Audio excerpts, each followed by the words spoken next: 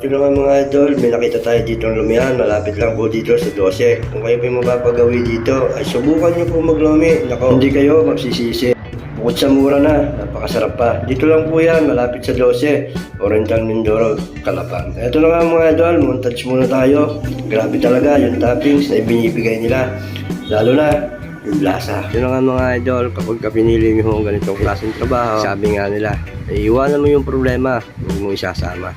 Dahil yan ang magiging cause ng disgrasya. At yun na nga mga idol, sa hindi sinasadya, hantig yung aking kalooban sa nakita ko. Merong magina dito sa labas lang kumakain sa sobrang kahirapan. Grabe yung awa ko, nangilabot ako, hindi ko may pinta ang aking nararamdaman. Sana wala na lang naghihirap ng mga taong katulad nila. So yun mga idol, magandang araw muli at yun na nga, trabaho uli. At yun na nga mga idol, dumamo na kami dito sa school. Ang aking panganay, talagang best supportive ang kanyang nanay. Yun na nga, eto palis na uli kami para kahit pa paano naman ay maaga-aga. Nagdala nga po pala kami ng baon ng aming bata. Yung ba namang nakahanda na ay iniwan pa. Yun, so yung mga idol, eto ang routine namin ni Mrs. kapag medyo sakto lang sa oras at hindi pa kami late. Yun na nga, kaming intindi muna mga bata. Sila ang dahilan kaya kami nagtatrabaho at nagpupursige ni Mrs. At yun mga idol, nandito na kami sa aming opisina. Pinahanda-handa ko na ang aking mga susuotin, mga gamit sa paniningil. Siyempre, kailangan yan, mahalaga yan. At yun nga mga idol, kapag apisado ko na ang aking mga pupuntahan, nirealisiguhan ko na yan dahil alam ko naman magbabayad. Yun nga mga idol, nandito nga pala ako sa palengke. Ito ang first client ko. Kaya yun, jackpot. May panukuli na tayo kasi puro barya ang binigay niya ate. Yun, ito lang naman yung mga mahirap sa pagiging sa kolektor. Kung wala ka may sukli, lalo na sa umaga, mabubulyawan ka talaga pag ikaw ng kolekta.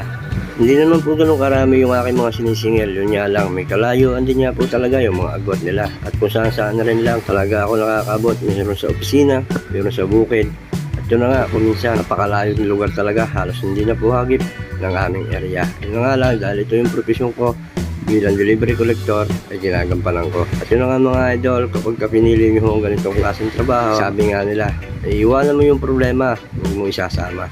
Dahil yan ang magiging cause ng disgrasya. At yun nga mga idol, ito nga po pala yung provincial hospital dito sa Mindoro sa Calapan. Yun, bali medyo may kamurahan po dito kaya marami rin dito nagpapadala o nagpapa-hospital. Pero hindi ko na papangarapin pa na hospital dito. Yayan akong hindi mura, yayan akong mahal, huwag lang muna hospital. Yung nga mga idol, may sinisingil din po ako dito. Bali dalawa po yung sinisingil ko dito kaya buwan-buwan na rin talaga, lagi akong nandito. At yun nga mga idol, sa hindi sinasadya, hantig yung aking kalooban sa nakita ko. Merong magina dito sa labas lang kumakain sa sobrang kahirapan. Grabe yung awa ko, nangilabot ako, hindi ko may pinta ang aking nararamdaman. Sana wala na lang naghihirap ng mga taong katulad nila. Kaya masasabi ko rin na napakaswerte ko. Kahit imposible at kahit mahirap, komportable pa rin kasi nandyan ang pamilya laging nasa tabi. Kaya yun mga idol, kung kayo naghihirap, laban nyo lang ang buhay.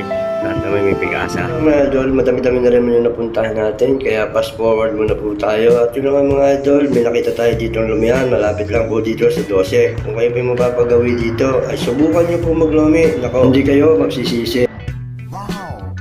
Bukod sa mura na, napakasarap pa. Dito lang po yan, malapit sa 12, Oriental Mindoro, Calapan. Ito na nga mga idol, montage muna tayo. Grabe talaga yung toppings na ibinibigay nila. Lalo na yung lasa. Ay mga idol, ito yung mga masasarap na ginagawa ko tuwing nagtatrabaho ako. Kung saan ako nakakarating. At yun na nga, kung ano-ano rin yung aking mga nakakain. Kaya talagang blessing na rin kapag ligtas ka sa araw-araw.